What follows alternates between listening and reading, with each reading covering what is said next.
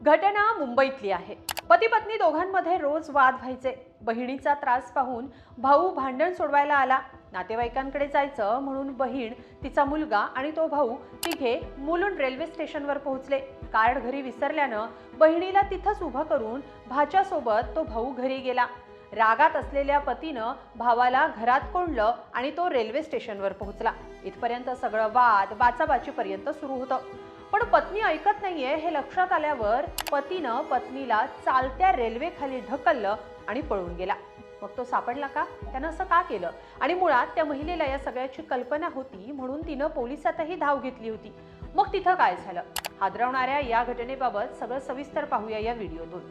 नमस्कार, मी स्वाती पाटील। तुम्ही ही बातमी पाहताय लोकमत.com वर। ज्या महिलेसोबत ही भयंकर घटना घडली आहे तिचं नाव आहे पुष्पा गुप्ता आणि तो नराधम पती आहे राजू गुप्ता किंवा राजकुमार गुप्ता। मूळचे उत्तर प्रदेश मधले हे पती पत्नी सध्या मुंबईत राहतात। राजकुमार हा इलेक्ट्रिशियन आहे। मुलुंड पश्चिमेतल्या रामगड इथं गुप्ता कुटुंब राहत होतं। या दोघांना 2 मुलं आहेत। गेल्या काही दिवसांपासून या पती पत्नीमध्ये सातत्यानं वाद सुरू होते।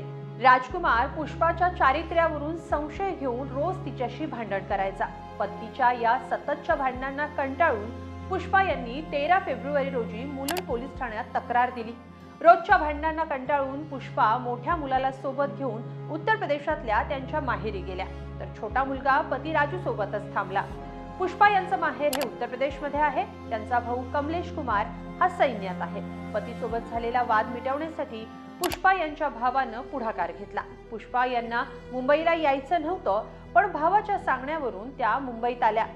पती पत्नी दोघांमध्ये चर्चा झाली, पण वाद आणखी वाढतच गेले। चारित्र्यावरून संशय आणि आरोपांना विरोध करत पत्नी पुन्हा पोलिसात गेली। 14 मार्च रोजी पुष्पा यांनी पोलिसात पती विरोधात तक्रार केली।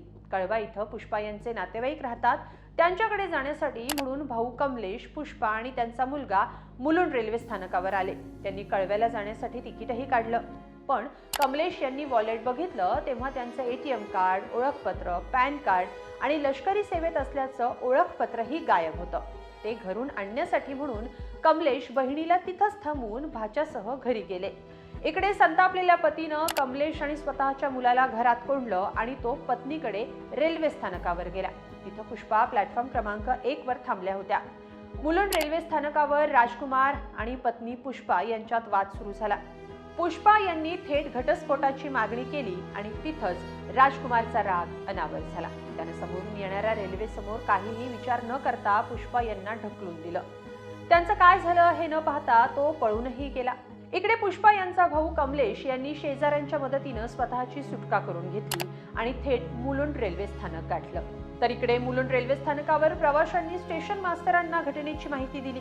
रेल्वे अधिकाऱ्यांनी तातडीनं पुष्पा यांना सरकारी रुग्णालयात नेलं, पण लोकल खाली ढकललेल्या पुष्पा, जखमी असलेल्या पुष्पा यांना डॉक्टरांनी मृत घोषित केलं। या घटनेचा हा सगळा थरार CCTVत कैद झालाय।